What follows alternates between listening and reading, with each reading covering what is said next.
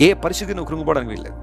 సవాళ్ళు రావచ్చు నీ జీవితంలో, పెను తుఫాను లాంటి అనుభవాలు రావచ్చు. శిష్యులు ఒకసారి సముద్రం మీద వెళ్తూ ఉంటే భయంకర తుఫాను వచ్చింది. ప్రభువే చెప్పాడు వారిని అద్దరికి వెళ్ళమని. ఆయన చెప్పి పంపించినప్పటికీ కూడా తుఫాను ఎదుర్కొన్నారు వాళ్ళు. కానీ అక్కడ జరుగుతున్న అద్భుతం ఏంటంటే, తన ప్రజలు రక్షించడానికి దేవుడు సముద్రం మీద నడిచి వెళ్ళి తన శిష్యుల్ని కాపాడారు, వారిని లేవనెత్తాడు. నీ గమ్యం నువ్వు చేరుకునేటప్పుడు, లేదా నీ గమ్య స్థానానికి వెళ్ళే ఆ మార్గంలో ఒడిదుడుకులు రావచ్చు, తుఫానులు రావచ్చు. కానీ నువ్వు నేను గమనించాల్సిన విషయం ఏంటంటే, మన దేవుడు మనతో ఉన్నాడు. ఆయన God can come to all of us at any moment to rescue us. మన ఎఫ్లిక్షన్స్లోంచి, మన యొక్క హార్డ్షిప్స్ నుంచి, మన యొక్క ప్రతికూలతల్లోంచి మనల్ని బయటికి తీసుకురావడానికి ఏ క్షణమైన దేవుడు మన దగ్గరికి వస్తాడు. చాలామంది నేను చూసి ఈ రోజున జాలి పడుతున్నారా? వీరి పరిస్థితి అయిపోయిందని అనేక మంది పెదవిరుస్తున్నారా? మనుషులకు ఆలోచనలు అన్నీ కూడా వ్యతిరేకంగా ఉన్నాయా? నీ దేవుడు నీ పక్షాన కలిగి ఉన్న ప్రణాళికను నమ్మో. నువ్వు దేవుని బిడ్డవు, నువ్వు రక్షణ పొందావు గనక, ఆయన రక్తంలో కడగబడ్డావు గనక ఆయన నీ పట్ల బాధ్యత వహిస్తున్నాడు. ఆయన